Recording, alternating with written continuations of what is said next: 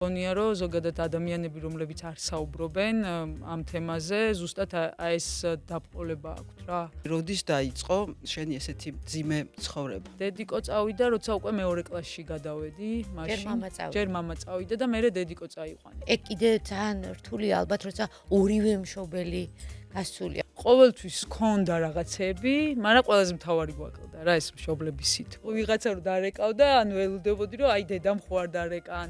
დედაჩემ ვერ ვიცანიმე. იმდენად იყო შეცვლილი. და სამსახური რა იყო დედასი? აი მისი აი ესეთი სახეცვლილების მიზეზი ხო? ავტობუსის ჭერში ჩააყუდეს რამოდენიმე ადამიანი და დედაჩემა არ იცოდა. ეგ უთხრეს საზღვარზე. არასდროს არ გიფიქრია რომ დაგეტოვებინა შენი მუნიციპალიტეტი? რომ მიდიოდა ჩამეხუტა და ხო იციო რომ ამას არასდროს არ ვიზავდიო.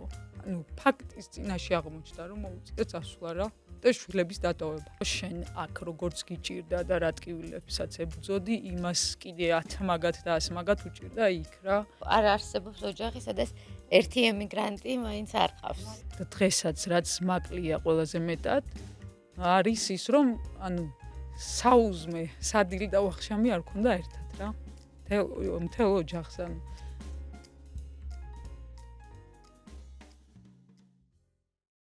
მოგესალმებით, აი ისევ დაგიბრუნდით ჩვენი მომდევნო მორიგი კიდევ უფრო საინტერესო ეპიზოდით ემიგრაციაზე. მიხარია რომ მრავლდებით, უფრო ბევრი ვართ, მაგრამ ძალიან გვჭირდება თქვენი მხარდაჭერაც, გამოგვიწერეთ, გვიყურეთ, ვიწყებთ მომდევნო ეპიზოდს. ჩვენი სტუმარია ლუსინე დოსტიბეგიანი, ამჯერად თეთრწყაროს რაიონიდან და ლუსინეს აქვს უზარმაზარი გამოცდილება. მართალია თვითონ ემიგრაციაში არ ყოფილა, თუმცა ის არის ისევ შვილი და ისევ კიდევ სხვა კუთხეებიც აქვს, რაზეც ახლა ლუსო თვითონ დაგველაპარაკება. გამარჯობა, მოგესალმებით ჩვენს და ძალიან დიდი მადლობა ჩვენთან მობრძანებისთვის. მადლობა თქვენ მოწვევისთვის. აი ლუსო დიდხანს ფიქრობდა სანამ გადაწყვიტა ჩვენთან მოსვლა, ხო? იმიტომ რომ რაღაცნაირი საკითხია ალბათ, რომელზეც ლაპარაკი მას არ სიამოვნებს, არ ვიცი, რატო ფიქრობდი ამდენ ხანს ლუსო ჩვენთან მოსვლას? გადალახვა მოგიწია, რომ ამ თემაზე ისაუბრო? კი, სხვათა შორის ეხაც რომ მოდიოდი, რაღაცა განცდა მქონდა ეს ჭიდაობის ისევ საკუთარ თავთან. იმიტომ რომ არ არის რთული ამბავია, არ არის მარტივი. ისევ დაბრუნდე რაღაც წარსულში და რაღაც გაიხსენო ის ტკივილები, რაც ამ პერიოდში ქონდა გავლილი.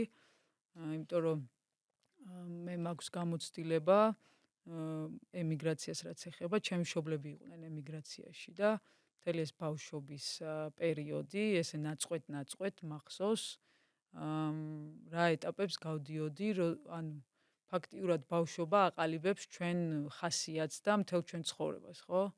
და ხო, ძალიან რთულია დაბრუნდე იქ, სადაც ძალიან ბევრი ტკივილი გაქვს რა. და მერე გაიხსენო ეგ ყველაფერი და ისევ თავიდან გაანალიზო და მაგიტო ზოგჯერ ეს თემა ჩემთვის რთულია, ესე ღიად სასაუბროთ, იმიტომ რომ ძალიან პერსონალურია, ძალიან ისეთია ჩემია და რთულია ამაზე ესე საჯაროდ საუბარი. შეიძლება რაღაც მეგობრებს, ახლობლებს გაუზიარო და მაგრამ ესე ღიად ამაზე არ ისაუბრო ხოლმე და გონია რომ ზოგადად ადამიანები რომლებიც არ საუბრობენ ამ თემაზე ზუსტად ეს დაბყოლება აქვთ რა, რაც ზღუდავთ ამათ. რაღაცნაირად ისე ლაპარაკობ, როგორც ტრამვაზე ლაპარაკობენ ხოლმე, ხო, ასე, ანუ გადატანილ ტრამვაზე, რომელიც მერე განმეორებით ტკივილს იწვევს, შეიძლება რაღაცა ტრიგერიც იყოს, ხო, რაღაც ერთგვარი. ანუ რომ მოგვიყვე მოკლედ, აი როდის დაიწყო ეს შენი ესეთი მძიმე ცხოვრება? ანუ მე რო პატარა ვიყავ, მახსოვს სკოლაში რო უნდა წავსულიყავ, მაშინ წავიდა მამა ჩემი ემიგრაციაში. მამა ეხა გარდაცვლილია, მაგასაც მოგიყვებით, მისი ჩამოსვენება მოგვიწია, მაშინაც უკვე საბერძნეთში იყო. წავიდა საბერძნეთში, ჯერ ბიძა ჩემი წავიდა და თავისი ოჯახი წაიყვანა, მერე მამა ჩემი წაიყვანა. მაშინ გადავიდნენ არალეგალურად საბერძნეთში. მე არ მახსოვს ეს პროცესები, იმიტომ რომ ძალიან პატარა ვიყავი, ანუ სკოლაში უნდა შევსულიყავი და სხვათა შორის ჩემ ბავშვობის რაღაც მონაკვეთები არ მახსოვს და დღემდე ვერ ხვდები რატო, მაგრამ რაღაცები მახსოვს ეს ბუნდოვნად, რა ჩარტყმები ვით მაგ თავში. დედიკო წავიდა, როცა უკვე მეორე კლასში გადავედი, მაშინ ჯერ მამა წავიდა და მერე დედიკო წაიყვანეს. ოღონდ ჩვენ მე და ჩემი ძმა, უფროსი ძმა მყავს, გავიზარდეთ ბებიასთან და ბაბუასთან და მამი და გვივლიდა კიდე და ძალიან დიდი გავლენა მოახდინეს ამ ადამიანებმა ჩვენზე, ჩემზეც და ჩემ ძმაზეც, ბებია ჩემაც და მამი და ჩემაც, ფაქტიურად მათი გაზრდილები ვართ და მამი და შვილებმაც კიდევ, იმიტომ რომ რაღაც სულ ყველა შენ ირგვლივ რო ტრიალებს ამ დროს და რაღაც ყველა რო ცდილობს შენზე ზრუნვას და ეხა რო გავიზარდე, ანუ გავიაზრე, რამდენად მნიშვნელოვანია ის გარემო, სადაც ბავშვს ტოვებენ, ანუ წასული მშობლები, ხო? იმიტომ რომ ზუსტად ის გარემო აყალიბებთ მერე მათ ესე ადამიანებად და ეს თვისებები რაც გვაქვს ზოგადად, ხო, მაგაზია დამოკიდებული რეალურად და ან დედიკოც უკვე მეორე კლასში რო ვიყავი, მაშინ წავიდა, მერე ჩამოვიდა მეოთხე კლასში რო გადავედი, სკოლაში რო ვსწავლობდი და წავიდა ისევ მე-9 კლასში რო გადავედი და ჩამოვიდა სკოლა რო დავამთავრე. ანუ ეს წყვეტები არის. ანუ ბავშვობა, მოზარდობა და მერე უკვე კიდევ უფრო დიდი იყავი და განსხვავებული იყო ეს გამოცდილებები კი, ერთმანეთისგან. საკმაოდ, ანუ საერთოდ განსხვავებული იყო, თან მაშინ წარმოიდგინეთ ეს ის პერიოდია, როდესაც ჩვენ არ ქონდა საშუალება, აი დღეს მაგალითად რო ურეკავენ და ყოველდღიური ურთიერთობა აქვთ ინტერნეტის მეშვეობით, ხო, ბავშვებს, მშობლებთან თქვათ და ოჯახის წევრებს კიდე. ჩვენ ეგ არ ქონდა ეგ შესაძლებლობა, რაღაც წერილებს უწერდით და რაღაცა ბარათებს ვაკეთებდით ხოლმე ეს დედის დღეზე და რაღაც ეს დედაჩემ შენახული აქვს სხვათა შორის ეგ ბარათები, ყველა ჩვენი გაგზავნილი წერილები და რაღაც სხვადასხვა ქაღალდებზე გაკეთებული ბარათები. პოსტით ქონდა ურთიერთობა კი და მაშინ ტელეფონი ქონდა ბებოსთან სახლში და იმ ტელეფონზე აი დასარეკი ტელეფონები, სახლის ტელეფონები, მაგაზე ზოგჯერ ეკავდნენ ხოლმე და ვიღაცა რო დარეკავდა, ანუ ელუდებოდი რომ აი დედამ ხო არ დარეკან. ეს ზარი რო ისმოდა და ეს ის ქონდა, რომ აი ხო არ ეკავენ და რაღაც და გვიგზავნდნენ იმებს, რა ქვია, პასილკებს, ყუთებს რა, ამ ამანათებს და სულ გიხაროდა ხოლმე ეს ამანათი რომ მოვიდოდა, იმიტომ რომ რაღაც ძალიან ბევრი ტკბილეული იყო, აი სულ ტკბილეული იყო, აი იმდენი ტკბილეული იყო, რომ თან სულ რო ხსნი და რაღაც განსხვავებული რო ესეთი არ იყო ჩვენთან თეწყაროში, რაღაც სხვადასხვა შოკოლადები, ხო, ევროპული.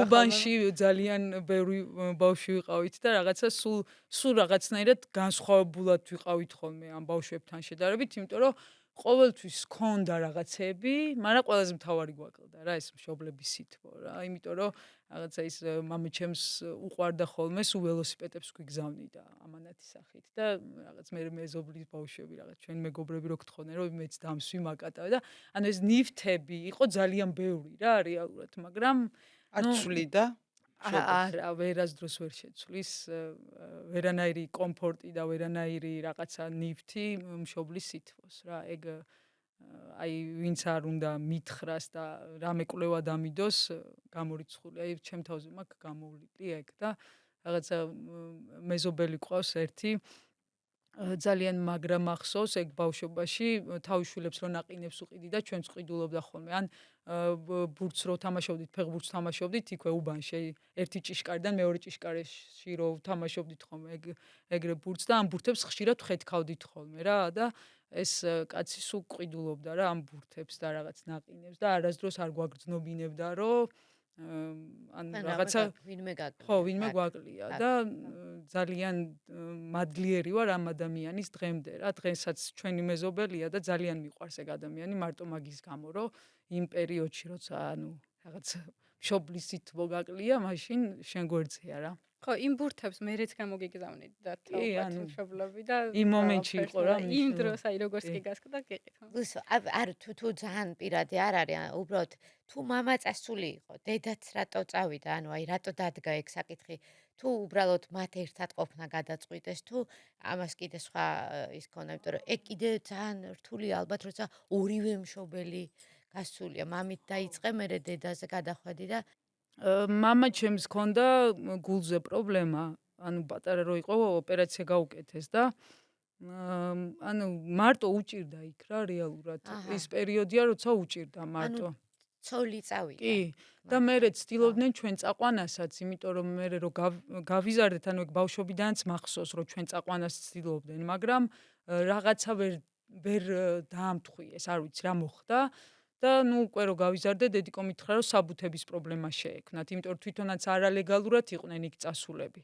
მერე მამაჩემმა მოახერხა და ბინადრობა გაიკეთა იქ უკვე რაღაც პერიოდის მერე იყო ეგ საშუალება რომ ბინადრობა გაეკეთებინა და იქ საკონსულოში გააკეთა ჩანაწერი ოჯახის წევრების შესახებ და ჩვენი წაყვანა შეეძლოთ უბრალოდ ოფიციალურად არ იყვნენ ქორწინებაში და ეს ქორწინების მოწმობა დაჭირდათ.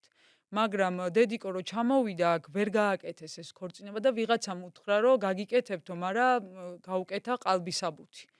და ამ ყალბისაბუთის გამო ის დანარჩენი საბუთები რაც მოგროვილი იყო მქონდა გაუქმდა, ხო, იმიტომ რომ ანუ ხელი რახან არ ქონდათ მოწერილი, ვერ გინდებოდა ის ფაქტი, რომ ქორწინებაში არიან და ჩვენ ხო რაღაც შვილები ვართ და აი მაგ ერთი საბუთის გამო ჩვენ ვერ წაგვიყვანეს ოფიციალურად უკვე რა, თორე ხა არალეგალურად გადაყვანაზე არც იყო საუბარი მაშინ რა ჩვენი და ეგრე მოხდა რომ მე და ჩემი ძმა დავრჩით აქ. და მერე დედიკო წავიდა მეორედ უკვე. ანუ როცა მე-9 კლასში ვიყავი. და მაშინ მამა დარჩა? მამა დარჩა, კი. მამა ჩამოდიოდა პერიოდულობით, რაღაცა აი, სახში რო სტუმარი ჩამოგივა რა, ესე რომ რაღაცა ცოტა ხნით ჩამოვა, რაღაც თანხა ჩამოქონდა, ჩვენ ცალკე სახში ვცხოვრობდით, ან ბებისგან გარეშე და მთელ ამ თანხას ახმარდა ოჯახის წევრებს და სახლის გაკეთებას. იმიტომ რომ მარტო კედლები იყო, ხო, მარტო კედლები იყო და სახურავი რო გადავედით. და მერე ისე მიდიოდა და მახსოვს ეგ პერიოდი რომ მამაჩემი რო ჩამოდიოდა იყო მთელი ამბავი რა რომ აი ეხა იქ წავალთ დედიკოს ნათესავებს ნახავთ ეხა იქ წავალთ რა ზეიმიან ხო რომ აი მამიკო რაღაცა ფული ჩამოვიდა და მოკლედ ყველას უნდა დაეხმაროს რა მაგრამ ეს განცდა არ ქრებოდა რომ ნუ ჩამოდის სტუმარივით რა სახში როცა შენ გვერდზე უნდა იყოს რა და ყველაზე მაგრამ მახსოვს რომ ანუ დღესაც რაც მაკლია ყველაზე მეტად არის ის რომ ანუ საუზმე სადილი და ვახშამი არ ქონდა ერთად რა მთელ ოჯახს ანუ ეგ არის ყველაზე რთული რა ხო აი ეგ არის რატომაც არ ლაპარაკობენ ეს ადამიანები ზოგადად ესე ტრავმებზე რა ხო და მამიკო რომ მიდიოდა ანუ წარმოიდგინეთ ეგ უკვე ის პერიოდია როდესაც ჩვენი სახელმწიფო აყალიბებს ანუ ურთიერთობებს, იმიტომ რომ თავიდან არალეგალი იყო, ვერ ჩამოდიოდა, მერე უკვე რაღაცა საბუთების გაიკეთა და შეუძლია ჩამოვიდეს და წავიდეს და დედიკო რო წავიდა მეორედ უკვე საბერძნეთში მაშინაც მე მგონი არალეგალად წავიდა დედაჩემი რა. ეგეც რთული გზა იქნებოდა მაშინ თუ უпроსტოდ პირველად წავიდა არალეგალად, მე დეპორტი გაუკეთეს, ანუ საზღვარზე გაუკეთეს დეპორტი დაბრუნების დროს. არა, მე შეიძლება პირველად წავიდა თავისი საბუთები და მეორედ წავიდა არალეგალურად. და დედაჩემი რო ჩამოვიდა, მე 12 კლასში რო ვიყავი, წარმოიდგინეთ, დედაჩემ ვერ ვიცანი მე. იმდენად იყო შეცვლილი. ჩემ ძმას ვთხარი, ჩემი ძმა აეროპორტში დახვდა და მე სახში ველოდებოდი, მეთქე, ვინ მოიყვანე თქო, ანუ ვერ ვიცანი დედაჩემი რა. კარგი რა. რამდენი წლით იყო დასული მაგდროს? 4 წელი. 4 წელმა შეცვალა ასე? ფიზიკური შრომის კვალი ეთყობოდა? და არა მარტო ფიზიკური, ფსიქოლოგიური. შენ რამდენი წლის იყავი მოსვა? ნუ 18-ის ხვდებოდი რა. ანუ ეს აღიქვა, უკვე ყველაფერს გააცნობიერებდი ხა? ხო. და მართლა ვერ ვიცანი რა, თან საღამო იყო, უკვე ღამე იყო რომ მოვიდე სახში და მეთქი ვინ არის ეს ქალი თქო რაღაც ეს განცდა მახსოვს რა. სახეზეც შეცვლილი იყო. კი. და აი ეს პერიოდი იცით, აი ძალიან მტკივნეულია რა ადამიანისთვის, იმიტომ რომ რეალურად ამ პროცესებს რო გადიხარ, მერე ხვდები რამხელა პრობლემებია ზოგადად ცხოვრებაში რა. და რამდენად მდგრადად უნდა დაუდგე ამ პროცესებს რა. და ამ მდგრადობას ბავშვობაში იღებ რაღაც სიყვარულის და მხარდაჭერის სახით. კი.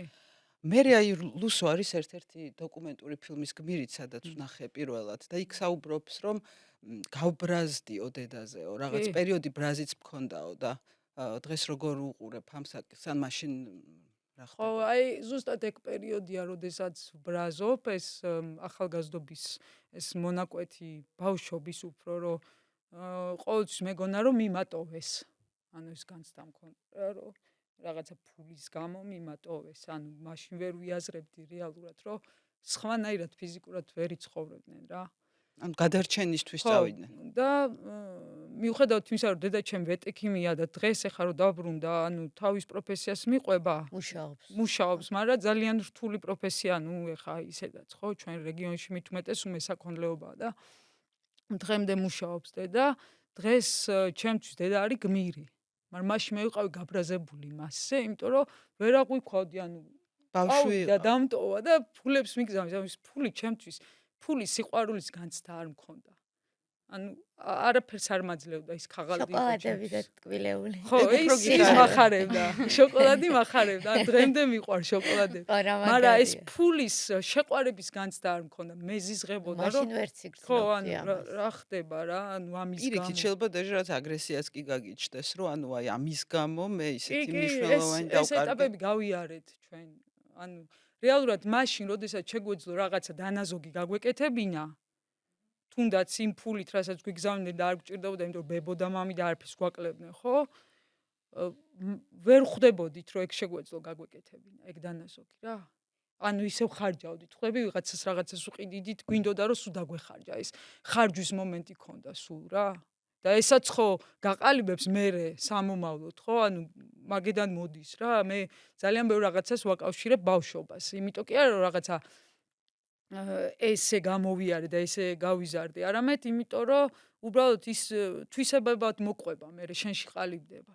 და ეს დანაზოგის განცდა დღესაც ჩემ თავს ვებრძვი, რომ მიუხედავად იმისა, რომ ძალიან მიჭირს ეხაც ბევრი რაღაცა, მაგრამ რაღაც დანაზოგის განცდის მომენტები არ მაქვს დღემდე. და გაქვს სიხარული, მაშინ როცა სხვას უზიარებ, რომ რამდენიც არ უნდა გქონდეს, მცირე, ბევრი, ოღონდ ეგ სიხარული ხო გაძლევს მაშინ აი ამის გაძლების საშუალებას. ხო, ეხა მოვიდა. ანუ ეხა უკვე რაღაცა გაცნობიერებულად ეხა მოვიდა, აი რაღაც ბოლო ალბათ 7-10 წელი მეტი არა რა, ეს რომ გადააბიჯებ უკვე 20 წელს და მერე რომ რაღაცები გიყალიბდება კიდე სხვანაირად, მერე მოვიდა ეგ განცდა. მანამდე იყო ეს ზიზღი და ბრაზი ამის მიმართ რა. აი, იცი რა მაინტერესებს, აი რომ დაინახე რომ ვერ იცანი. ეგეც იყო რაღაცი ბრაზის მიზანი, რომ აი ამას რატო აკეთებ? თუ აი ესე ამის ფასად ღირს, აი თუ მაგას მაშინ ვერაც მოგიერებდი. არა, მაშინ ვერ ხვდები მაგას. უბრალოდ ვერ იცანი. ანუ ვერ ხვდები რამდენად უთანასწოროს სახელმწიფოში ცხოვრობ, ვერ ხვდები რამდენად პრობლემაა რეგიონებში სამუშაოსთვის, ვერ ხვდები რამდენი პასუხისგებლობა აქვს მშობელ ზოგადად. მაგებზე არ ფიქრობ, ანუ შენ ბავშვური ეგოიზმი გაქვს, შენ გინდა შენი მშობელი გვერდით. მარტო სიყვარული. და ხო, რა, ანუ რატო ყავს სხვას გვერდზე მშობელი და შენ არ ყავს. ანუ ფიზიკურად გულისხმობ რა? ხო ხვდებით რას გულისხმობ ამ შემთხვევაში? სანამ წავიდოდნენ შენი მშობლები, ჯერ მამა, შემდეგ დედაც, თუ გისაუბრიათ ამ თემაზე, რომ აი მივდივართ, ვაპირებთ წასვლას? არა, მე არ მახსოვს ეგ. შეიძლება არ გახსოვს, შეიძლება არ პატარა იყო. მე ძალიან პატარა ვიყავი ეს პროცესები. ანუ მე უკვე იმ რეალობაში ვიყავი, როდესაც მამა ჩემი წასული იყო, ანუ ეგ მახსოვს რა, მაგრამ ის საუბრები არ მახსოვს. და დედაც რომ მიდიოდა უკვე დიდი რო იყავი მაშინ. მეორე წასვლაზე ვისაუბრეთ კი, მაგრამ ხო, ანუ ერთია საუბარი და მეორეა რამდენად გააზრებულად მიდიხარ მაგნაბიჯზე რა. ანუ შეიძლება ვისაუბროთ, მაგრამ საუბარმა საუბრის მერე ადამიანს კიდე დრო ჭირდება რომ რაღაცები გაიაზროს და რაღაცებზე ჩამოყალიბდეს. ანუ მაშინ მე მეორედ რომ მიდიოდა უთხარი წადი თქო. მაგრამ ეს წადის უკან რა იდგა პოზიცია არის ეს თითქოს. იმიტომ მამიკოზე მიდიხარ, შენც და ისიც ალბათ ხო? ანუ ისიც მამიკოც გეცოდება ამ დროს რატოა ცალკე, რა არის გამოსავალი ხო ამ სიტუაციაში. და მერე აი ჩვენ უკვე როდესაც მქონდა ეს უვიზო მიმოსვლა ამ პროცესში.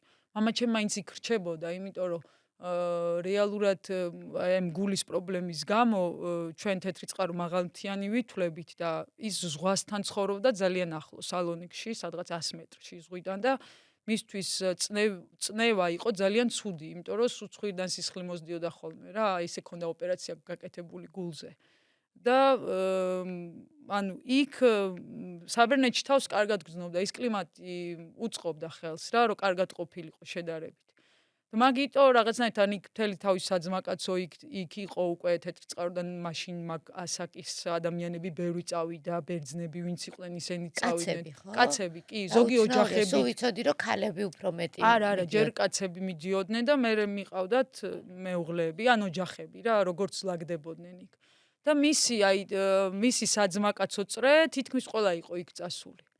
და აქ ძალიან ცოტა ადამიანები დარჩნენ, ვისთანაც გააგრძელებდა ურთიერთობას. და მე რაღაცა ეხა ამდენი წელი რო იქ ხარ, მისთვის იქ იყო კომფორტული ცხოვრება უფრო, ხო? აქ რო ჩამოდიოდა, სულ ნერვიულობდა, რომ აქ ვერ ვმუშაობ, არ არის სამსახური, რა გავაკეთო და ისევ რაღაც პერიოდი ისე ლაგდებოდა, რომ უნდა წასულიყო უკან და რა. დედაც სალონიკში, ანუ დედაც საბერძნეთში იყო და კი, იქ მუშაობდა. ერთად ცხოვრობდნენ, კი, ერთად იყვნენ. და სამსახური რა იყო დედასი? აი მისი აი ესეთი სახეცვლილების ფიზიკური შრომა და მოვლა. მოვლა. ანუ უფრო ფიზიკურად დალაგებაზე იყო და აი რაღაც ეს ხანდაზმულ ქალთან მუშაობდა. სხვათა შორის ძალიან კარგად ახსენდება ეგ ადამიანი, იმიტომ რომ ძალიან თბილი ქალი იყო და მაგაში გაუმართლა და ამ ქალს ულაგებდა სახლს და რაღაც უვლიდა ხოლმე. მაგრამ მუდმივად ფიზიკური ჯაფა უწევდა, რა გამახსენდა ისი? თეკლამ რომ მოგვიყვა. რომ საბერძნეთში რო ჩავდი, არ მინდა საბერძნეთში წასვლა, იმიტომ რომ ქართველები არიან ძალიან ბევრიო და სულ ამ ნაჯაფ ქალებს ვხედაო და ისეთი ემოციურიაო, რომ აი სუსტიობ, რომ იქ არ წავიდე ჩვენი ერთ-ერთი სტუმარიო. მე მგონია რომ მარტო ჯაფა და შრომა არ შვება მაგ ყველაფერს, ალბათ ის რომ ოჯახის შორს არის შვილა. ანუ უფრო მეტად ეგ მგონია, ვიდრე ის რომ შრომობ და მაგიტო იცვლები ფიზიკურად რა. მე ამ პროცესმა ძალიან სხვანაირი ადამიანი გამზარდა რა. იმიტომ რომ ძალიან ბევრ სირთულეს შემიძლია ეს თავით შევეჭიდო და გადავეშვა იმ სირთულეებში, ხო? და ზოგჯერ განცდა მაქვს, რომ რაღაც სირთულეებთან ჭიდაობა ძალიან მნიშვნელოვანია ჩემთვის, რომ რაღაც კიდე საკუთარ თავს დავმტკიცო, რომ რაღაცები შემიძლია. და მე რაღაცა პერიოდის მერე, როცა ეს ახალგაზრდული ორგანიზაცია გავაკეთე და ძალიან სამოქალაქო ამბავში გადმოვერთე და რაღაც ჩემი თემისთვის რაღაცების უკეთესობისკენ შეცვლა მინდოდა და ამას ვაკეთებდი რეალურად, უბრალოდ ეხა შემეზღუდა ეს ყველაფერი კანონმდებლობიდან გამომდინარე, თორე მართლა ძალიან ბევრი მაქვს გაკეთებული, არასდროს არ ვიქებ თავს, მაგრამ ეს ჩემი გამოცდილება, ხო? ანუ ამას რა თქმა უნდა ვაკავშირებ იმ ჩემ ბავშვობასთან, იმიტომ რომ აქ ეს სივრცე მე რასაც გამოვხატავდი, ანუ ყოველთვის მინდოდა რომ ადამიანებისთვის ცხოვრება გამეუნჯობესებინა და შემემსუბუქებინა. რაც საკუთარ თავზე გამოცად. და რაღაც ამ იმებს რო ეწინააღმდეგები, აი ამ უსამართლობას, რაღაცები სხვანაირად უნდა იყოს, რაღაც უფრო კეთილი საზოგადოება უნდა ვიყოთ და უფრო რაღაცა პასუხისგებლიანები ერთმანეთზე. იმიტომ რომ მე ესე გამზარდეს. მე ბებია ჩემა, პაპა ჩემა და მამიდა ჩემა და მამიდაშვილებმა სიყვარული არ მომაკლეს. ამათმა მომცეს ეს განცდა, რომ ძალიან მნიშვნელოვანია, რომ ძალიან კარგი ადამიანი გაიზარდო, რაღაც სამართლიანი და რაღაცა სხვებს იცავდე, რომლებსაც ჩაგრავენ და ანუ აი ეს მომცეს ამათმა. ეს არ დამაკლეს ძალიან დიდი შეღავათი და პლუსია ისევ ჩვენი რესპონდენტები და სტუმრები გამახსენდა განსხვავებული ისტორიებით და რომ საუბრობდით თქვი რომ ორ ემიგრანტის შვილზე მაქვს პასუხისმგებლობა აღებული, აი რომ მოგვიყვეთ თუ შეიძლება მშობლები არიან წასულები ისევ საბერძნეთში თუ აქვს სხვები, ანუ ჩემ მამიდაშვილი არის წასული, ხო? ვინც გაგზარდა იმ მამიდის შვილებზეა ლაპარაკი? და სხვათა შორის რომ მიდიოდა, ან მაგაზე შევთანხმდით ბავშვობაში, რომ მშვილები რო გვეყოლება, არასდროს არ დავტოვებთ და ისეთ სიტუაციაში მოხვდა, იმიტომ რომ ქმარი ყავდა ჯარისკაცი და რომ შეამცირეს ეს ჯარისკაცები, ანუ იპოთეკით ჰქონდათ ვინაღებული და მოუწიათ წასვლა და თავშვილების დატოვება ჩვენთან რა, მამიდა ჩემი უვლის ისევ და ჩვენც ვეხმარებით და რომ მიდიოდა ჩამეხუტა და ხო იციო რომ ამას არასდროს არ ვიზავდიო. ანუ ფაქტის წინაშე აღმოჩნდა რომ მოუწია წასვლა რა და შვილების დატოვება. ანუ იცოდა რომ ეგ პირობა დაარღვია რაზეც შევთანხმდით. რაც გითხრა ხო? ეს არის დრუნვის ჯაჭვი რაღაცნაირად. ძალიან მძიმეა და ძალიან სევდიანია ეს ყველაფერი, მაგრამ შენ ისევ იპოვე ძალა. ვიცი რა, თან მე სულ არ მეკვირს ამის ძალაც რო აქ და რესურსი პროექტები ეს ორბის ბუდე, ეკომეგობრული, ალგეთის ნაკრძალში ეს უამრავი პროექტი რაც განახორციელა, აქ ყველაფერში ვხედავ, აი ზუსტად ამასთან ბრძოლას. სხვებისთვის დახმარებას, რაღაცით სიკეთის მოტანას და აი ხა მამიდაშვილები კიდე სხვა გამოცდილება. მაგრამ ეხა ის არის კარგი, რომ საზღვრები გახსნილია და შეგვიძლია რომ წავიყვანოთ, იმიტომ რომ მე 4 წლის მერე წავიყვანე თავის შვილები მას. ჩაუყვანე? და შარშანაც ყავდა მეორეთაც წავიყვანე. და მე რო ფიქრობდი რომ ანუ მანდაც გაგიწევია დახმარება, აღმოგიჩენია. კი, ეხაც წელსაც ვფიქრობ, რომ აუცილებლად უნდა წავიყვანო, იმიტომ რომ მშობლებთან უნდა ქონდეთ ბავშვებს შეხება. მაგრამ ამათ ის უმართლებს უეუბნები ხოლმე ნატალიკოს, რომ მე დედიკოს წერილებს წერდი და შენ ყოველდღე გირეკავს და გაკვეთილების გაკეთებაშიც გეხმარება. თქო, იმას უზიარებ ჩემ გამოცდილებას ხოლმე და შენი ტოლია დაახლოებით ნატალიკო? ანუ შენ როცა პატარა იყავი დედა რო მაგ პროცესებს გადის. და ჩვენ გინდა ხა ამ ყველაფერს და თუ შეგიძლია რომ აი რაღაცნაირად გარდა წაყვანისა ურა ძალიან ემოციური იქნება, ალბათ თითქოს საკუთარ ბავშვობას უყურებდე ხო რაღაცნაირად. ხო. უბრალოდ თან მამიდასდის, ანუ ისევ ის ადამიანის დის, რომელმაც ჩემზე მოახდინა გავლენა და ვიცი რომ ძალიან მაგარი ბავშვები გაიზრდებიან. და აუცილებლად ძალიან ბევრს შეძლებენ რა. მასში ხედავ ხოლმე საკუთარ თავს თუ? პატარაში? ხო, თუ ეს მაინც სხვა თაობა და სხვანაირ. ცოტა განსხვავებები არის კი. იქნება ცხადია სხვა ხო, ადამიანი. ნუ ტკივილები და განცდები და ფიქრები თითქმის ერთნაირია. და რაღაცეებზე აი სოფხედველობა, მაგრამ უფრო ლაღად უყურებს რაღაცებს, უფრო სწრაფად უყურებს. ხო. ნუ თაობაც სხვა არის ალბათ რაღაც. აი რომ ამბობდი რომ რაღაცები არ მახსოვს ბავშვობიდან, ახლა მასთან ურთიერთობაში ხوار გახსენდება რაღაცები, რომ მეც ესე ვიყავი. არა, მე მგონია რომ რაღაცები მაგ ძალიან ჩაბლოკილი. ხო. და არც მინდა რომ გავიხსენო ალბათ. ხო, რაღაცა გადარჩენის არ გაიხსენ. თუ ის აკეთებს, მე მგონი მაგას ტვინი, რომ რაღაც განსაკუთრებით ტრამულ მომენტებს ივიწყებს. აი კიდე გაზდაში ცხოვრება, ანუ ჩვენ ძალიან ბევრ ფიზიკურად შრომობდით, ბებოს ვეხმარებოდით. ეხლა ბებო არის 93 წლის და ბებია ჩემი ყოველთვის, ანუ ბებია ჩემმა შეძლო ის, რომ თავის ფიზიკური შრომით შეინარჩუნა და გადაარჩინა ამხელა ოჯახი. და მაშინ მიწევდა ბებოსთან ერთად ფიზიკურად შრომა. ეხმარებოდი. კი. რავი, მეც და ჩემი ძმაც, რა ვიცი, საქონელიც ყავდა, სათიფშიც დავდიოდით, ანუ ფიზიკურადაც შრომობდით მასთან ერთად. და ეს პატარებს ესე არ ვსდით. ანუ ამათ უფრო რაღაც განათლებაზე აქვთ ორიენტირება აღებული და ეგ ძალიან კარგია. ეგ מחარებს ყველაზე რაღაც პატარა ხატავს და რაღაცა ანიმაციებს ქმნის უკვე თავის პლანშეტში და ანუ სხვა მთელი პრიორიტეტი არის რომ ამათ გქონდეთ განათლება. საცხოვრობენ ესენის თეთრწყაროში იქ არიან ხო? შენ და შენ ძმას შორის რამდენია სხვაობა? 3 წელი. მე ის როგორია? ანუ გულისხმობ როგორ ეგუებ მაინც ბიჭია, ცოტა უფროსი იყო. ხო, როგორი იყო მისთვის? თუ გისაუბრეთ ამაზე, ან თუ შეგიძლია თქვა, რომ მე მახსოვს ბავშვობიდან ბებოს კი მქონდა რაღაც სახში შესასვლელი და მე რო ძალიან განვიცდიდი და ვნერვიულობდი, გიორგი ყოველთვის ხარს მიჭერდა ხოლმე და დღესაც ეგრეა. ანუ ჩემთვის ყველაზე დიდი ძალა ჩემი ძმა არის.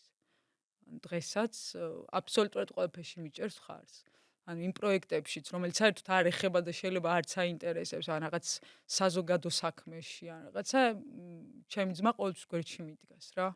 და ალბათ მაგანაც აი ამ და არა მარტო თავის საძმაკაცოც ხა ვინც ყავს და სადმე რო გაყოლა უნდათ, ან ექიმთან მისვლა უნდათ, ან სადღაც რაღაცის გაკეთება უნდათ, ყველგან ჩემი ძმა არის, ან ყველგან ეხმარება. ერთ-ერთ ინტერვიუში წავიკითხე, ამბობდი, რომ ჩემი ძმის მეგობრებიო გვეხმარებიან იმ ახალგაზრდული ცენტრის გარემონტებაში, რომელსაც საკუთარი ხელით აკეთებდით. ანუ ყველგან ჩართული იყო. და როგორ ჩანს, ეგეც გიმსუბუქებდა შენ. და მისთვისაც იყო ეს რაღაცნაირი შვება. კი, რა თქმა უნდა, მასაც შვებაც ცალკე, მაგრამ მასაც თავის სირთულეები ჰქონდა და დღემდე აქვს თავის სირთულეები, ხო? ეხლა აისახა ორივეზე, რა თქმა უნდა. და ეხლა მეც ვცდილობ ყველანაირად, რაც შემიძლია მხარი დაუჭირო და რა ვიცი, ღმერთმა და ბუნების ძალებმა შემაძლებინონ, რომ ისეთ წარმატებული გავხდე, რომ ყველაფერში დავეხმარო, რა შემიძლია. მე მგონი ეგ უკვე შეძელით თქვენ ორივე. ხო. როცა ასეთ ადამიანად ყალიბდები, შეძელით ხო? ხო. მოდი და ვიტყვი მას შევაფასებ ამ მას და თან უფრო ეს არ დასრულებულა ეჭვმა რა ეს თქმა ამბავი უნდა, კიდე ანუ ეს კი, ზრდა კი. სიკეთეს არ აქვს საზღვრები. საზღვრები. ო სხვათა შორის რო ვაკვირდები, ჩემზე უკეთესი თვისებები აქვს ბევრ რაღაცაში, უფრო მეტად პასუხისგებლიანია და უფრო ისეთია რა, უფრო მეტად ყურადღებიანია. მე მაინც ზოგჯერ მეფანტება ხოლმე რაღაც ყურადღება და ჩემ ძმას ეგ არა, რაღაც ძალიან კონცენტრირებულად შეუძლია რაღაცებს. ხო, აი იმ ფილმშიც ამბობ, რომ მე გავბრაზდიო დედაზე, მაგრამ ძმა არ გაბრაზდა, ხო? ანუ რაღაც ძალა მაშინაც იყო ალბათ, ხო, გიორგი, კი. შენთვის. და დღეს როგორ არის დედა? და რო თქვი, რომ მე გვიან გავაცნობიერეო, რა რთული გზა გაიარა. საერთოდ ეს არალეგალურად გადასვლიდან დაწყებული რეებს აკეთებდა იქ, ყველაფერი გაგვიზიარა და აი მაგ გაზიარების მერე რაღაცა წერტილი დაესვა ამ ყველანაირ ბრას და ეგოს და ყველაფერს, რომ რეალურად გაიაზრე, რომ შენ აქ როგორც გიჭირდა და რა ტკივილებსაც ებრძოდი, იმას კიდე 10 მაგათ და 100 მაგათ უჭირდა იქ რა. იმიტომ რომ ანუ რაღაც გაყოფილები არიან ეს ქალები რა. ანუ ორგან სამგან, რა ვიცი, ანუ იქ თავის თავსაც უნდა მიხედონ, თუ ოჯახი ყავთ იქ ცალკე, ან მეუღლე იმას უნდა მიხედონ და პლუს აქეთ ფიქრობენ კიდე შვილებზე, ხო რა. პლუს ფიზიკურად რთული გზა გაიარა, ხო, სანამ აი ეს ხო თითქოს არჩევანია და რის ფასად აკეთებთ ამ არჩევანს, ხო? ანუ ხო და თან წარმოიდგინე ახლა აი ეს მომენტი მინდოდა მე თქვა, იმიტომ რომ როგორც კი საზღვრები გაიხსნა და როგორც კი ეს დეპორტის რაღაცა წელი მოეხსნა დედაჩემს, მერე გაუკეთეთ ახალი საბუთეს უცხო პასპორტი რა, ის მოძრაობის და მამიკოსთან ჩადიოდა ხოლმე. მერე კიდე ისევ ცხოვრობდით, ანუ ეგ ეტაპი კიდე რო 3 თვით მიდიოდა ეს 90 დღე რო გაკუფლება იქ ყოფნის და მერე ბრუნდებოდა ჩვენთან, მერე ის ვადა რო გავიდოდა ისევ მიდიოდა. ტურისტული ვიზით. ხო, ანუ ეგ ეტაპიც კი გავიარეთ ბოლოსკენ უკვე, სანამ მამაც უდად გახდებოდა რეალურად რა. ეს 3 თვე მუშაობდა თუ უბრალოდ მიდიოდა არა, მამის უბრალოდ სასახლეში? მიდიოდა მამიკოსთან მის მხარდასაჭერად და რაღაც იქ მოსავლელად და ასე შემდეგ რა. თავიდან როგორ იყო ეს გზა რომ მოგიყვათ? აი არალეგალურად პირველი გადასვლა რო ხო? ახსენეთ. ხო, ეგ არის გადასვლა არ არის რთული. კი, ეგ არის ყველაზე დიდი ტრავმა, რაც დედაჩემმა ცხოვრებაში გადაიტანა. იმიტომ რომ დახურული სივრცეების ეშინოდა და რაღაც ავტობუსის ჭერში ჩააყუდეს რამოდენიმე ადამიანი და დედაჩემმა არ იცოდა ეგ უთხრეს საზღვარზე, რომ ეს უნდა გადაგიყვანოთ. ამ დროს ძალიან დიდი თანხა ჰქონდათ გადახდილი და ენდობოდნენ იმ მძღოლს, ვინც გადაიყვანდა რა. ჭერში ჩააყუდეს სასჯელს. ხო, ჭერში იწვნენ რამოდენიმე ადამიანი. ჭერის შუაში იყო სივრცე და მაგ სივრცეში იყო რამოდენიმე ადამიანი, მათ შორის დედიკოს ახსენდება ერთი ბავშვიც იყო, რომელიც გადაიყვანეს ესე ჩემ გვერდზე იყო და ხო, ანუ ეს ხდება საზღვარზე, ან თურქეთის იქით საზღვარზე. თურქეთში შედიხარ, რამდენიმე საათია. რამოდენიმე საათი რა, თურქეთის იქით შედიხარ და თურქეთის მერე, ანუ საბერძნეთის საზღვარზე მოუწიათ ესე ყოფნა რა. და ნუ მაგას რო ყვება კიდე რო იხსენებს, ცალკე თავის ტკივილს იხსენებს, იმიტომ რომ მართლა დახურული სივრცეების შიში ქონდა და საერთოდ როგორ გადარჩა, რა ძალამ გადაარჩინა, ეგაც არ ვიცი. და მე მამა რო გარდაიცვალა, მამას ამბავიც ძალიან რთულია, იმიტომ რომ ბოლოს კოვიდის დროს, ანუ კოვიდამდე მამას უნდა და ჩამოსვლა. და კოვიდის დროს საზღვრები რო ჩაიკეტა, ვეღარ მივდიოდით, იმიტომ რომ იქ არ ქონდა მოქალაქეობა მამიკოს და ჩვენც არ ქონდა არანაირი საბუთი და ეს ტურისტული მიმოსვლაც იყო შეზღუდული რა. და მამა ჩემს ამ გულზე ოპერაციის გამო, არ ვიცი რა დაემართ ამ კოვიდის მერე, მითხრა რომ ცუდად ვარ და ექიმთან უნდა წავიდეო რომ დამირეკა. ანუ ბოლოს უკვე ინტერნეტი რო ქონდა, ხშირად ვსაუბრობდით ერთმანეთთან და ეგ ძალიან მახარებდა, სულ ვუზიარებდით რაღაცებს, რას ვაკეთებთ, სურათებს ვგზავნიდი და ძალიან ბედნიერი იყო ჩვენი სულ ამაყობდა მამა ჩემი და რაღაც მეთქი არ გაიკეთო იქ არაფერი ოპერაცია, უბრალოდ კონსულტაცია გაიარდა, მე რამენაირად საზღვრები გაიხსნება, რაღაც მოვიფიქრეთ, ჩამოხვალ და აქ მოგხედავთ რა. და მოკლედ 2 დღეში დამირეკა და ხელებს ესე მაჩვენებს და ეს შულტირება რო არის, შულტირება გაუკეთეს. და ეგ არ შეიძლებოდა მის გულთან შეხება, საერთოდ არ შეიძლებოდა, ისეთი ოპერაცია ქონა გულზე გაკეთებული მამაჩემს და მოკლედ დაეწყო სიცხეები. და მაშინ დავრეკეთ ცხელხაზზე, საზღვრების რაღაც დეპარტამენტის ცხელხაზია თუ არ ვიცი რა ქვია მაგას. და საიტზე იდო განცხადება, რომ ვის შეუძლია და ვის აქვს უფლება რომ გადავიდეს სხვა ქვეყანაში ამ კოვიდის დროს ჩაკეტილები როცა ვართ და ცხელხაზზე მითხრეს რომ მეთქი არა მოქალაქე რა, ანუ იქ მოქალაქეს მეუღლეს ქონდა საშუალება რომ წასულიყო. ან 18 წლამდე ასაკის შვილს თუ რაღაც ეგეთი ეწერა რა. და მეთქი მოქალაქე არ არის, მაგრამ ბინადრობა აქვს და თუ გადაუშვებთ მეთქი საზღვარზე რა. და კი არ არის პრობლემა, უყიდე დედიკოს ბილეთი, რაღაცა მეთქი მამიკო ცუდად არის წახვალ თქო და კი წავალო, თუ გამიშვებენ წავალ საზღვარზე და დედიკო გაფრინდა. ანუ სანამ გაფრინდებოდა ქუთაისის აეროპორტში უთხრეს რომ ქალბატონო ამ საბუთებით შეიძლება არ შეგიშვან და ამისთვის მზად იყავით ჩვენ კი და უთხრა რომ ძალიან ცუდად ყავს მეუღლე და უნდა ჩავფრინდე და ჩვენ კი გაგიშვებთ, მაგრამ იქ თუ არ შეგიშვეს, ანუ ვერაფერს ვერ ვიზავთ რა. და მამაჩემის ძმაკაცი ელოდება დედიკოს აეროპორტში და გვირეკავს რომ არ გამოდის, ანუ მთელი რეისი დაიცალა და არ გამოდის რა. და მოკლედ დავრეკეთ მე იქ აეროპორტის რაღაც პოლიციის განყოფილებაში, რა ვიცი, მთელი რაღაც ამბები ავტეხეთ და გაირკვა რომ იმიტომ რომ ინტერნეტი ვერ ჩართო დედიკომ. ანუ აეროპორტის ინტერნეტი ვერ ჩართო, იმიტომ იმდენად დაიბნა რომ არ უშვებია. ხელა სტრესია. ანუ კიდე იმას ეჭიდება რომ ვერ შედის რა. აბსოლუტურად გასაგებია. ხო, მე რაღაცა ამ სასაზღვრო პოლიციის მეშვეობით დაველაპარაკე, რაღაც ოთახში შეიყვანეს დაკითხვაზე რაღაცა და უთხრეს რომ ამ საბუთებით ვერ შეგიშვებთ რა. არა, არაფერი არ ქონდა გაფუჭებული საბუთები, უბრალოდ კანონია რომ საზღვრებია კოვიდის გამო გამკაცრებული მაგ დროს იყო ძალიან გამკაცრებული რეგულაციები და ძალიან ესე კონტროლდება. და დარჩა იმ ღამეს აეროპორტში მეორე დღეს, ანუ იქვე ბილეთი აუღეთ თურქეთიდან ჩამოფრინდა დედიკო. აეროპორტში ანუ ვერ შევიდა. ვერ შევიდა. აეროპორტში დავხვდით მე და ჩემი ძმა, მამიკოს დაურეკეთ რომ არ ინერვიულოთ დედა ჩამოვიდა და ხო თქვენც არ ინერვიულოთ, კარგად ვიქნები და რამეს მოვიფიქრებ და იმ საღამოს მამა დაიღუპა. ძალიან მწუხვარ, ძალიან გითან აგრძნობ, ძალიან მწუხვარ და მე მესმის თან ეგ რატკივილია და ძალიან მწუხვარ რომ ამას ეს ამის გახსენება მოგიწია და თან ასეთი რთული გამოცდილებით.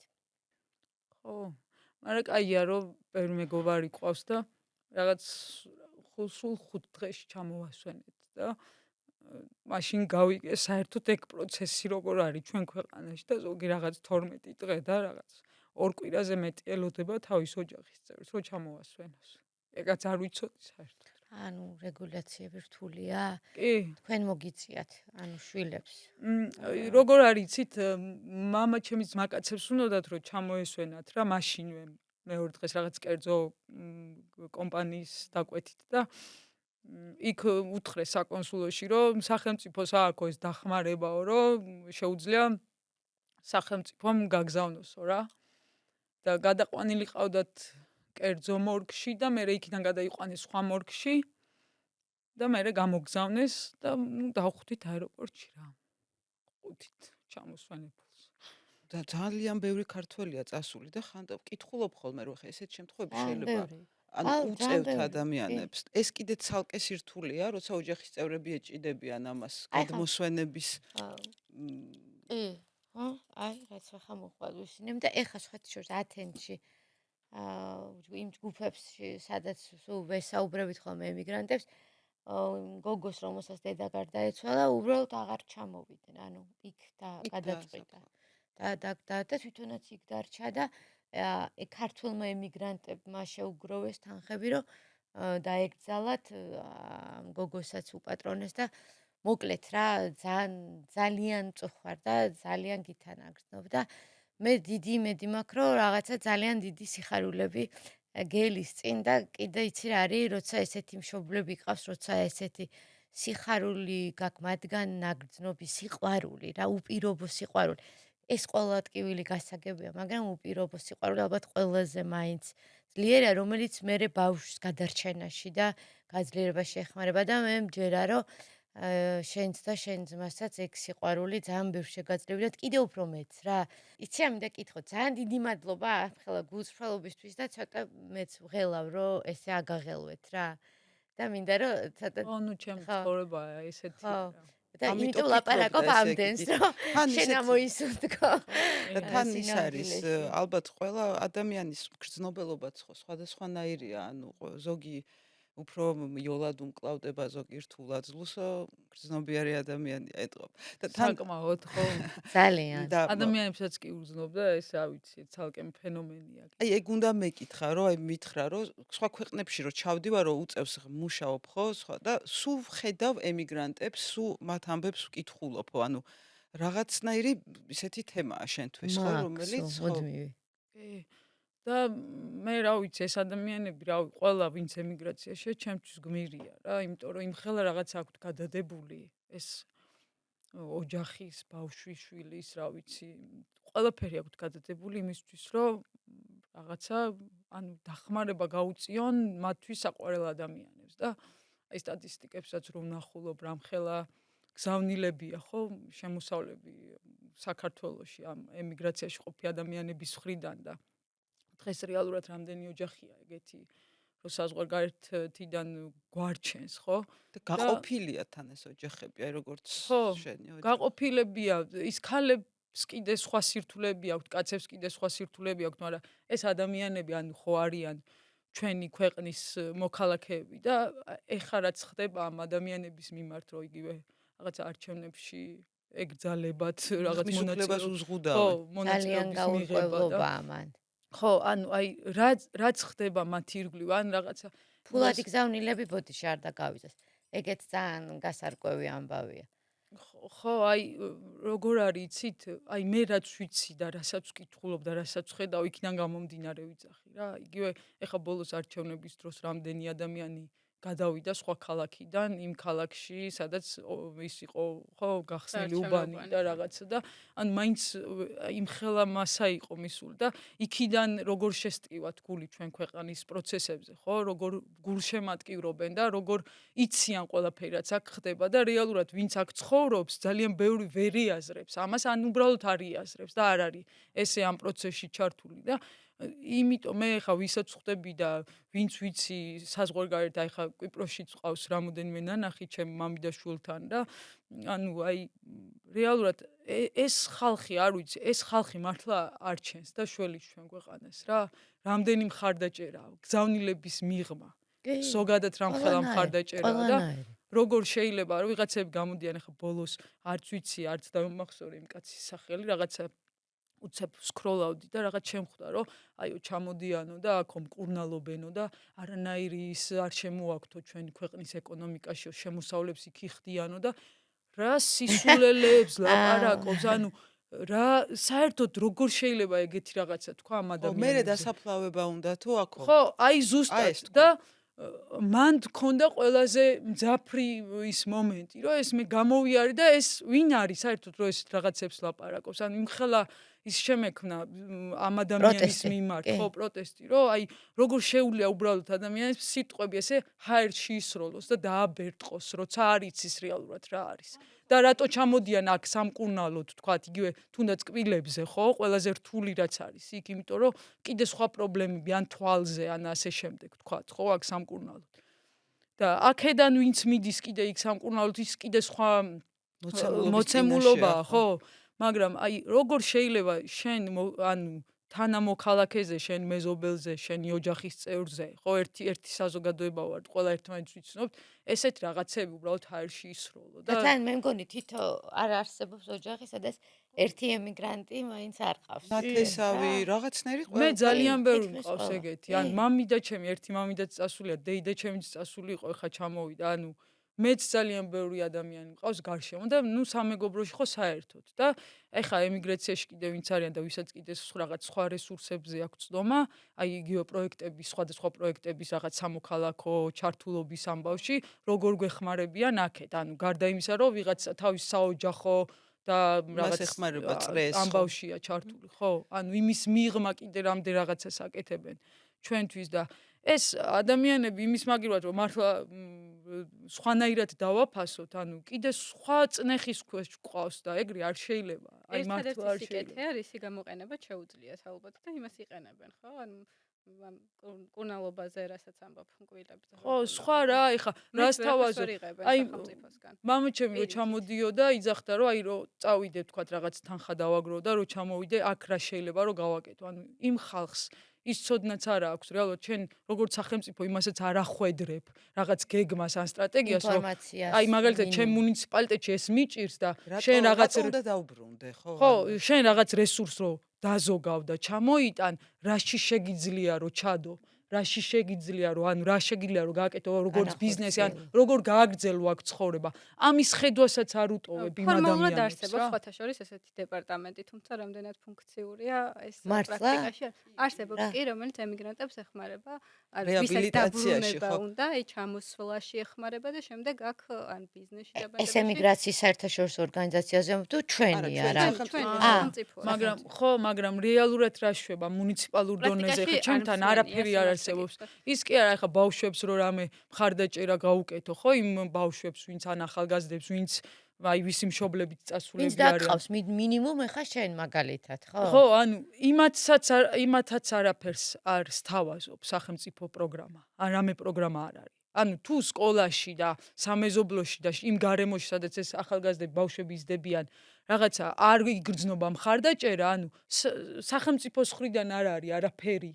საზრუნავი ამათთვის, რომ აი დამატებით კიდე რაღაცა მარტივად გადაიტანონ ეს ამბავი. რეგიონებში უფრო არის ხოლმე თანახი ჩვენ რასაც ვაკვირდებით. შენ რეგიონიდანაც გადის ხალხი, ხო? არა, ეს ემიგრაცია გრძელდება და უფრო ინტენსიური ხდება. რა ხდება? ეხლაც ესეა. აი რა კაცები, ახალგაზრდები, ანუ სამუშაო ძალა, რომელიც ჩვენი ქვეყნის რესურსი უნდა იყოს სინამდვილეში, მიდიან, ტოვებენ, ხო? ხო, ეხა კიდე სხვა ფორმა მიიღო ამ ყველაფერმა, იმიტომ რომ რაღაცა იყო, აი მაგალითად პოლონეთში ძალიან ბევრი წავიდა ჩვენგან, აი ჩემზე პატარებიც მათ შორის ახალგაზრდები, რეალურად ის თაობა, ვისაც აი დიდი რესურსი აქვს, რომ რაღაც სახელმწიფოში რამე დოვლათი შექმნას, ხო? ანუ ესენიც წავიდნენ. ეთნიკურ თემში კიდე სხვა პრობლემა, რომ იქ კაცები გადიან და ქალები ირჩებიან და მთელი ეს ფიზიკური რაღაც შრომა ამ ქალებზეა.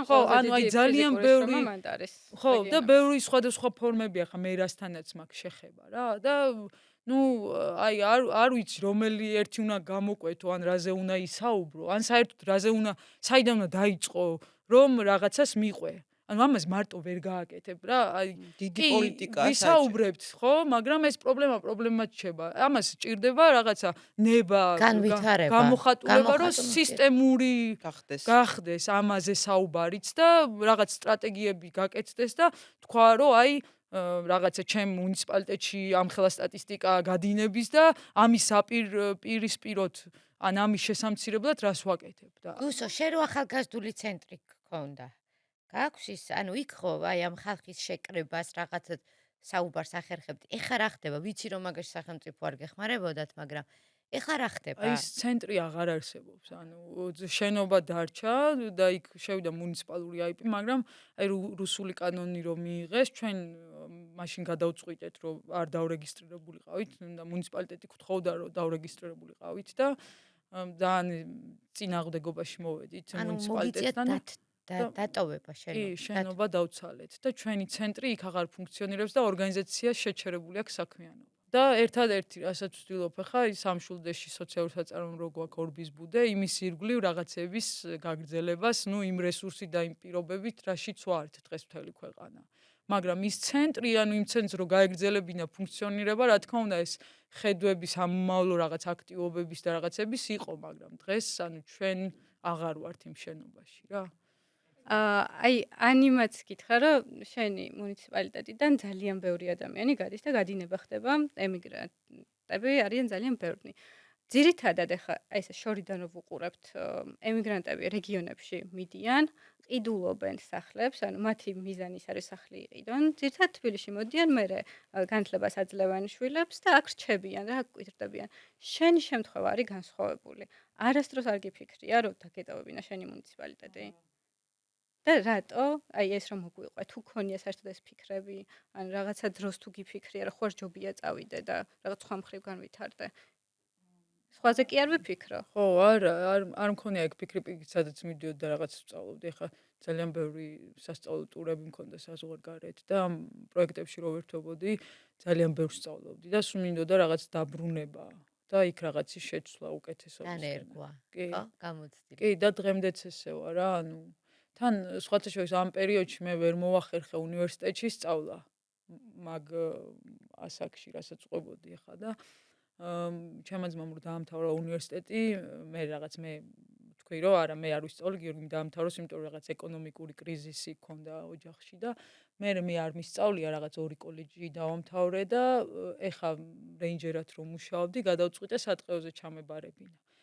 და GPI-ში ვსწავლობ სატყეოს, ხო, მაგრამ ეხა იმდენად მიჭირს თან იმიტომ რომ რეინჯერობიდანაც წამოვედი და ეგ პროფესია ძალიან მიყვარდა და ბევრი რაღაც მიზეზი დაგროვდა რის გამოც წამოვედი და ეხა იმდენად მიჭირს ამ სატყეოზე სწავლა, მიუხედავად ისა რომ სულ მინდოდა რაღაც სწავლაც და აი განვითარება რომ აი ხო რაღაცა პროფესია მაქვს და რაღაც თეორიული ნაწილი, ან პრაქტიკული ნაწილი ცოდნა მაქვს, მაგრამ თეორიული ცოდნა რომ მქონდეს. იმ ყოველთვის მაკლდა და დღემდე მაკლია თეორიული ცოდნა რაღაცების.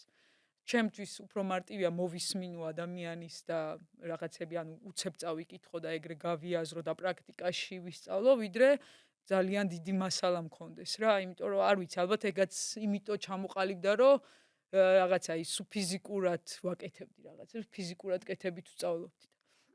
მაგას რაც შეეხება, მე არ მქონია განცდა. პირიქით, აი სულ მქონდა, რომ უნდა დავბრუნდე და იქ რაღაცა გავაკეთო იმ თაობისთვის, რომელიც არის ახალი თაობა და იმ თემისთვის, რომელსაც რეალურად უჭირდა, იმიტომ რომ არასდროს არ მქონდა მომენტი ჩემ მუნიციპალიტეტს, რომ განვითარებულიყო სწრაფად. რაღაცა აი ძალიან ნელი ტემპებით მოდის ეს პროცესი. ძალიან ნელი ტემპებით ჩემი ბავშვობიდან დღემდე აი ძალიან ნელა ვითარდება რაღაცეები. იმიტომ რომ ხელშეწყობა არ აქვს, არა?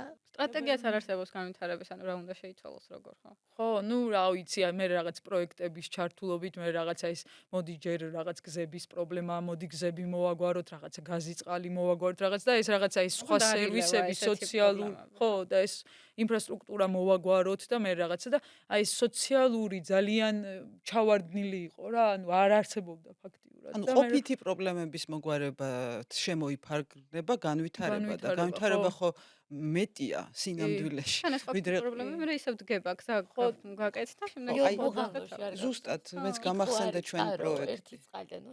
ხო და აი ეს რაღაცა აი მაგ სივრცეში ვხედავდი ყოველთვის ჩემ თავს რა, უფრო შეიძლება ვერც ხედავდი ბოლომდე გააზრებულად, მაგრამ ეს რაღაცა რესურსი რომ მქონდა, ან რაღაც რესურსი რომ მაქვს, ხარ საჭირო. ხო, იქ მინდა რომ წავიყო. აი რა რესურსიც მაქვს, ყოველთვის მინდა რომ იქ მივიტანო. ეს არ ვიცი რამდენ ხანს გაგრძელდება ჩემ შემთხვევაში, იმიტომ რომ მე ეხაც იქ ვარ ისევ, თბილისში რახან მიწევს ეს ბოლო პერიოდი ამ უნივერსიტეტის გამო ესე აქტიურად სიარული, მაგრამ მინიმუმ ბოლო რაღაც 5-7 წლის პერსპექტივაში კიდე იქ ვხედავ ჩემ თავს. მაგრამ მე 10 წლის მერე რას მოვიფიქრებ და რეალურად როგორ გადავწყვეტ ჩემი ცხოვრების შეცვლას, კიდე ცალკეა რა. ემიგრაციაში არ წახვა? არა. არა? აი ბოლოსკენ, ანუ ხო, მაინც თემას რო დავუბრუნდეთ, თან ძალიან ახლოს არის, თან ვისაუბრეთ კიდეც ამაზე, რომ თან რეინჯერი იყავი და ჩიტებს ვაკვირდებოდიო. კი, და აი ემიგრაციაც გავს ხო ჩიტების გადაფრენას. ანუ აი სად ხედავ შენ კომფორტულ გამოსავალს ამ სიტუაციიდან, ანუ ის რომ არ დაზარალდეს აქ ბავშვები, ოჯახები და თან ამ ადამიანებსაც ვისაც წასვლა უნდა გქონდეს თავისუფალი არჩევანი, ხო? ხო არ შეუზღუდავთ ყველას, იქნებ მას წასვლა უნდა უბრალოდ. ეს არ უნდა იყოს ისეთი შემთხვევა, როდესაც ადამიანი იძულებულია, რომ რაღაცა გადაწყვიტოს და ისე წავიდეს რა. ანუ ეს უნდა იყოს შემთხვევა, როდესაც მას აქვს ძალიან ბევრი თავისუფალი არჩევნის საშუალება და თქვას, რომ აი იმისთვის, რომ უკეთესად ვიცხოვრო ჩემ ოჯახთან ერთად, იმისთვის, რომ უფრო გავიმარტივო ცხოვრება, იმისთვის, რომ უფრო რაღაც კომფორტულად ვიყო, მაგიტო წავიდე და არა იმისთვის, რომ აი ამ ხელახლეჩა გააკეთო რა, რომ აი რაღაცა არ მაქვს გამოსავალი, რომ აი ოჯახს ვაწყობ და ხო გავხლიჩო ეს და გახლეჩილი ვიყო ამდენი წელი რა, აი ჩიტებთან ახლა რასაც ვაკვირდები მაგალითად გადამფრენჩიტებს ანუ ყოველთვის რაღაცა იმ გზას გადიან ხოლმე ან რაღაცა იმ ტერიტორიებს გადიან და მერე ისევ ბრუნდებიან და აი ჩემთვის ყველაზე იდეალური იქნებოდა რომ გაფრინდები რაღაც თბილ მხარეს იმიტომ რომ იქ უნდა იყო იმიტომ რომ რაღაც სითბოა გადარჩე ფიზიკურად მერე ისევ მოტრიალდე რა იქ არ გაჩერდე ანუ აი ეგ არის ძალიან მნიშვნელოვანი რომ უნდა დაბრუნდე აუცილებლად რა მე მართლა კარგი სითბო დაგხვდება ხო მაგრამ აქ უნდა დაგხვდეს ეს სითბო იმიტომ რომ რაღაც ცვლილება რომ მოხდება ხო აი რაღაც ტრიალებს ეს სეზონები ხო ანუ არ უნდა იყოს აქ ზამთარი სულ აქაც უნდა მოვიდეს გაზაფხული და მერე მოფრინდებიან ჩვენთან ჩვენი ჩიტები რაღაცა ეს მე მაინც მჯერა რომ მართლა ყველა აი თან თუნდაც შენ შემთხვევაში დედა დაბრუნდა და დღეს გაქვს ეს სითბო და სიყვარული ხო შელობავში ორმაგითან უფრო გამძაფრებული სხვათა შორის და პლუს ინაზღაურებ ხო ძალიან დიდი მადლობა უღრმესი მადლობა ბოდიშ გიხდით რომ გავაღელვეთ ხო და მაგრამ ძალიან საინტერესო იყო შენი მოსმენა შენი გამოცდილების და ყველა მხრივ რა და მინდა რომ გისურვო წარმატებები და რა ვიცი ყველაფერი საუკეთესო მადლობა თქვენ და რა ვიცი ძალიან მაგარ საქმეს აკეთებთ და აუცილებლად გააგრძელეთ ამ თემაზე მუშაობა და მეც გვერდში მიგულეთ რითაც შევძლებ მადლობა, დიდი მადლობა გემშვიდობებით, დიდი მადლობა კიდევ ერთხელ ჩვენ სტუმარს და ზუსტად ერთ კვირაში შევხვდებით და თქვენ მანამდე არ დაგავიწყდეთ რომ უნდა გამოგვიწეროთ. ზარის ღილაკი ჩართოთ რომ არ გამოგრჩეთ ეპიზოდი და აუცილებლად უნდა მოგწეროთ. ეს არა მარტო პოდკასტია და მე მომდევნო 4 შაბათამდე გემშვიდობებით.